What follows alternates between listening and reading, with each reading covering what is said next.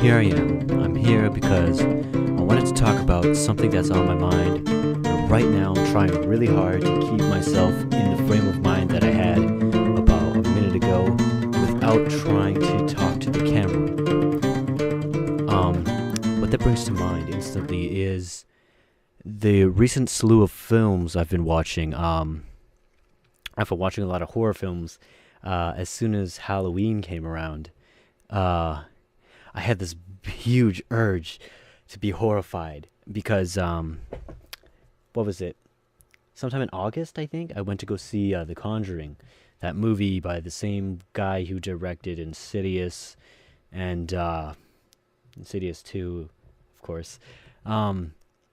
So I decided to go see it because the ratings were fairly high online, and horror is one of the genres that everybody seems to, well, everybody kind of has an idea of what it is. It's not foreign, it's not esoteric, it's not hipster, it's not something that hipsters associate with.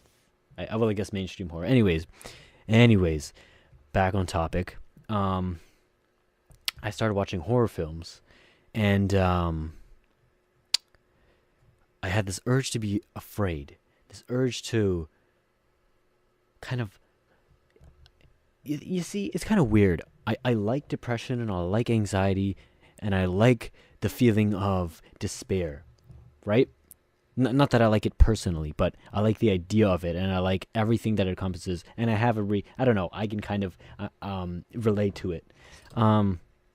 So I think horror is really the one genre that's mainstream but embodies such like sad themes and such like things that stereotypically emos would associate themselves with: death and despair and hopelessness and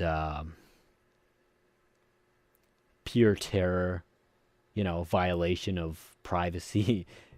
I haven't watched too many films like that, but yeah. So what I'm really trying to say here is that I got interested in these films, and I watched a slew of them. So I went online, as I usually do, looking at reviews, looking at films, and trying to find the cream of the crop, trying to find the horror films that were like highly regarded by critics. But what I found is that the horror isn't really a genre. It's not really considered an art form outright, as much say as such like drama film, like pure drama films. Like if I go to see what's a good drama film? Fuck, there's so many drama films. Let me go. I got a list here. But what I'm trying to say is that these are the films that gets awards, gets Golden Globes, get recognized to the public eye, the drama films. And there's a fly around my face. Horror films are mainstream for people, but not for our culture. Like good horror, in my mind, isn't really appreciated widespread in a widespread way. At least so far as I've seen.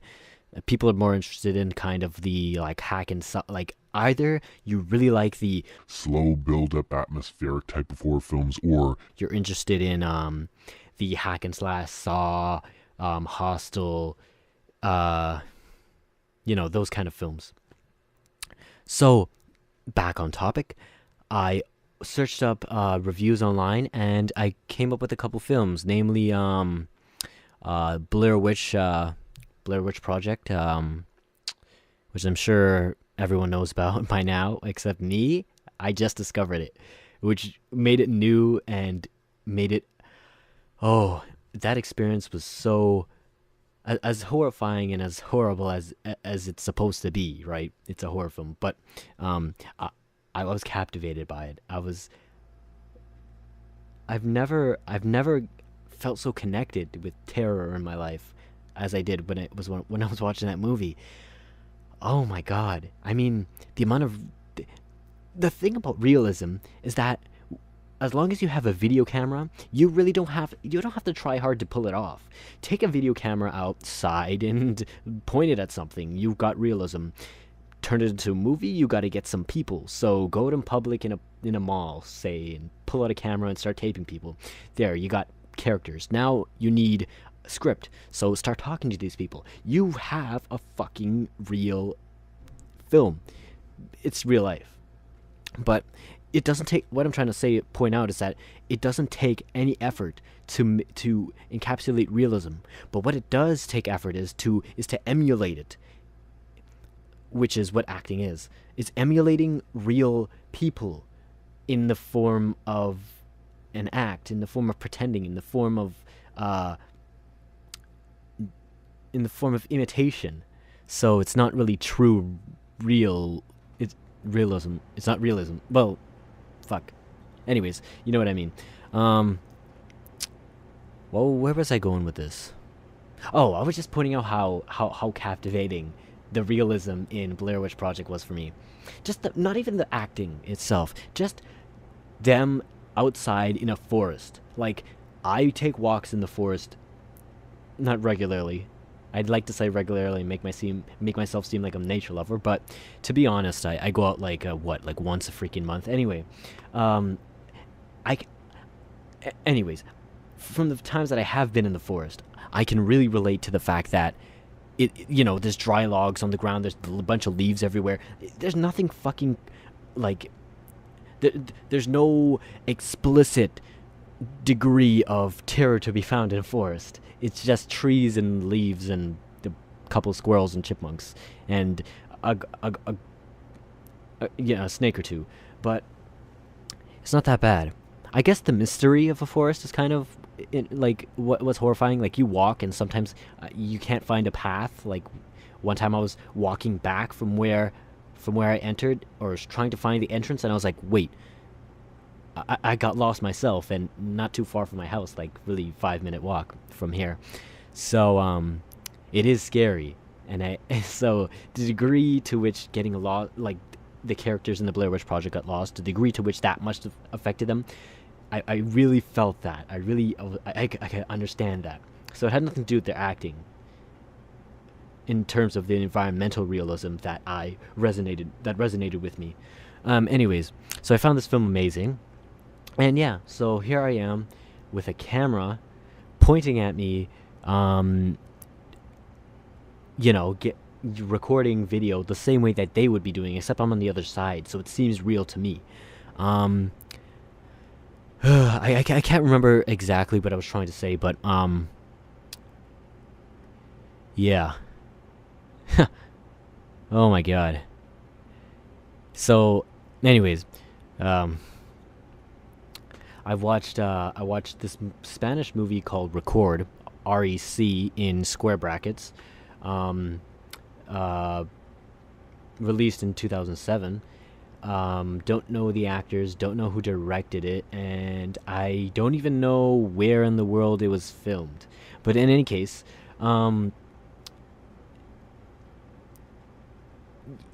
go search it up, right? I don't have to tell you about it. I watched it because it was kind of like that found footage kind of type of film that the Blair Witch Project was. So, and apparently it got really good ratings as well. So I said, hey, why not? Let's check it out. And the thing about what they did right in those movies, like specifically the found footage films that I've watched, which were two by now, what I found is that it takes a lot of investment by the audience. You kind of have to sit there and watch the characters wander around for a long time, but slowly you get hints at the descent. You get hints at the madness that's taking over their mind. You get hints at the despair. You get hints at the loss of hope. And then by the end, it's pure, like, there's no going back. It's the end.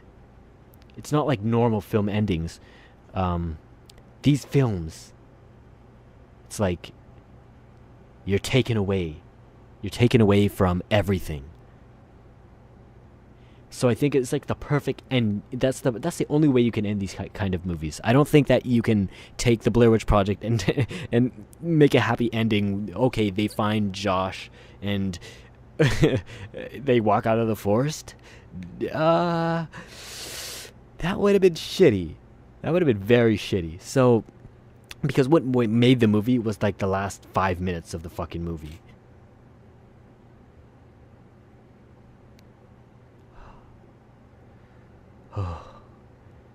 Oh, okay, hold on. It actually scared the shit out of me. I wonder if it was caught. Oh my god. I heard the shutter close and it scared the shit out of me. So I'm going to turn the camera back on because luckily the audio stream continues recording while the camera's off because I'm using a microphone. So, one sec.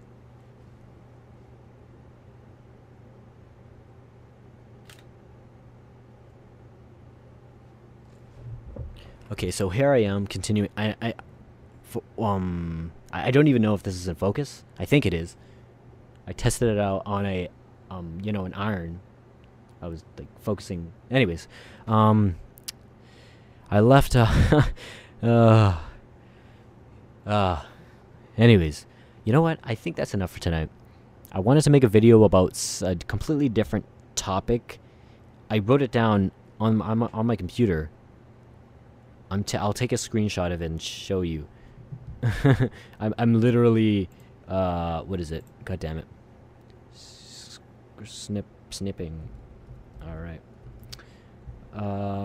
I was like I was ready to do this. Ready to ready to do this this video, and I came up with an idea because I don't know. I tend to do a lot of like my contemplative thinking sometimes at night. Speaking of which, it's like 4:56 in the morning. Oh. I didn't realize it was so late or early. Fuck. Not again. This is my horror story. Anyways, so here's the bird, and he's gonna be my mascot for this episode. If people even do that. So here it is. Bird. He has the center of attention now. Or I don't know how fucking focused he is. Anyways, goodbye.